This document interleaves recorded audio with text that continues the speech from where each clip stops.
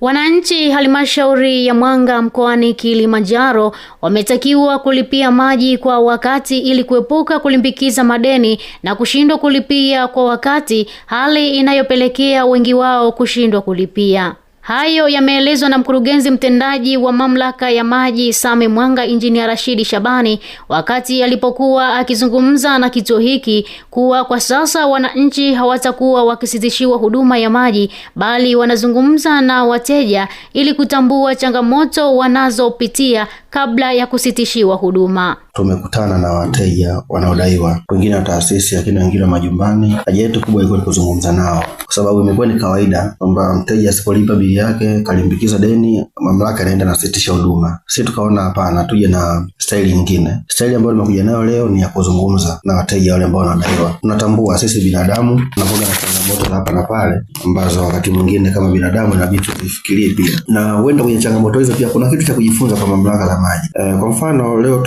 tumepokea jumla wateja 56 na tuliandika barua 169 kwa ujumla. Kwa mji wa Mwanga tumeandika barua 103 wateja ambao tunawadai, lakini kwa mji wa Same tumeandikia barua wateja 66. Hao ni wateja ambao wanadaiwa kuanzia deni la shilingi 150,000 na zaidi. Aidha, Injinia Rashidi amewaeleza wananchi kuwa endapo wanaona changamoto ya bili kuwa kubwa tofauti na matumizi, ni vyema kufika kwenye mamlaka husika ili changamoto hiyo iweze kutatuliwa mara moja. Lakini pia tumegundua wakati mwingine bili zinakuwa kubwa hizi, kuna mvujo mbele ya mita. Kwa hivyo ule mvujo unapelekea mita isome na mwisho wa mwezi anapata bili. Sasa kama maji hajatumia atabaki tu yananung'unika kwamba maji sijatumia lakini bili imekuja na huenda kubwa. Sasa wakati anafanya hivyo anakuwa mzito kulipia huduma. Sasa siku zinazidi kwenda, bili inazidi kukua, mwisho wa siku gharama deni ile linakuwa kubwa na anashindwa kulipa. Sasa kwa barua zetu hizi tumepata kujua, kwa sababu wateja wamezungumza hizo changamoto. Kwa hiyo inatupa fursa sisi kutuma mafundi kwenda kule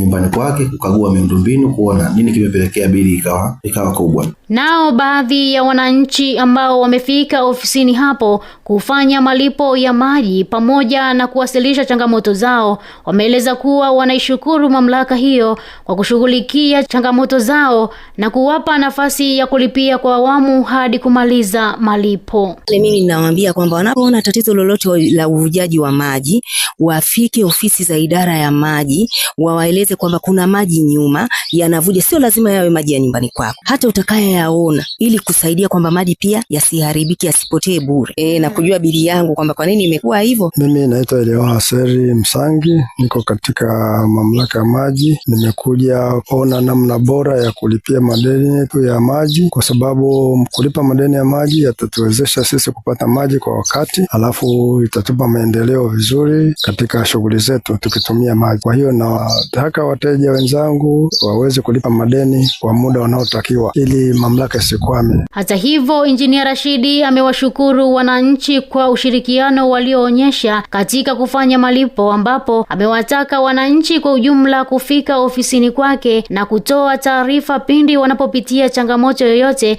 ikiwemo kushindwa kulipia bili au pengine bomba likiwa limekatika, ili waweze kufanya makubaliano na fundi kuweza kufika katika eneo husika mapema. Nikiripoti kutokea Mwanga mkoani Kilimanjaro, jina langu ni Miknesi Ngasu Ningambazi wa Kariongo FM.